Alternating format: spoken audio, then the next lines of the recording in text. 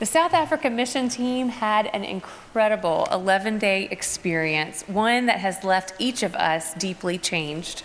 Rather than walking you through the details of our day by day, I want to share with you just a couple of stories that highlight how we witnessed God's provision in powerful and tangible ways. Our FBC Wilmington team was assigned to host a holiday club for children living with HIV in the Injasuti Clinic. This opportunity came through the deep relationship that was formed between the director of our longtime partner, Tim Beletu, and the director of this clinic. With their shared vision, the door was opened for us to offer something more than just a program. It was a gift of joy and dignity for these kids. The clinic's goal is to become a place of not only medication and needles, but of whole person healing, of laughter and wellness and hope. So we were asked to prepare for 30 kids, but as we went to the grocery store to get food for lunch on the first day, our team decided we would plan ahead and prepare for 80, just in case. As children began to arrive the next day, our numbers grew quickly. We shared Bible stories and led crafts and played games, sang songs and prayed with the children, and then came lunchtime. We had everyone sit down in a huge circle outside in the grass, and I just did a quick head count of a lot of moving bodies and got to 79. We just weren't sure if there was going to be enough. We began passing out the sandwiches, and as we got to the end, we started looking at each other, will there be enough? Will there? And just as we got to the last child, we reached into the bag and one sandwich remained. Then one came around the corner to whom we gave that last sandwich. It was just enough. The next day, we prepared for even more with lunch and had plenty to give extras so they could take it home for their families for many hours later. But then it came time to give out the jump ropes that our children at Camp Jonah had made from the t-shirts that you donated.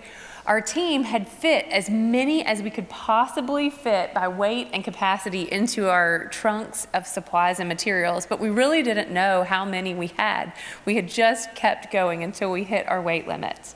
So would there be enough? The kids lined up and we started giving them out. We continued to look into our bin and it was getting lower and lower and the line of kids was still very long. We didn't know. But as we reached the last child, we had 2 jump ropes left and we sighed a great sigh of relief that we had made it. And then 2 kids walked around from the side of the building and we gladly gave them the last 2 jump ropes. Again, it had been just enough. From moments like these to more sweeping changes that we witnessed, like learning that thanks to the innovative care plans and the compassionate outreach of our partner, Tim Beletu, to go into the community and get to know these families. This group of children in this community had been identified as having 75 of them with unsuppressed HIV viral loads. But with the integrated partnership of the ministry partner and this clinic, they had been able to reduce that number down to 5. That was amazing in just a few months' time. And so the work that is happening is amazing. There were stories over and over of God's incredible provision. We were reminded that the joys of childhood transcend cultures. We saw it in shared giggles during a silly game, in the delight of song and dance, and in quiet moments of connection. We stood in awe of South Africa's breathtaking landscapes and brilliant sunrises, and we faced hardship and heartbreak.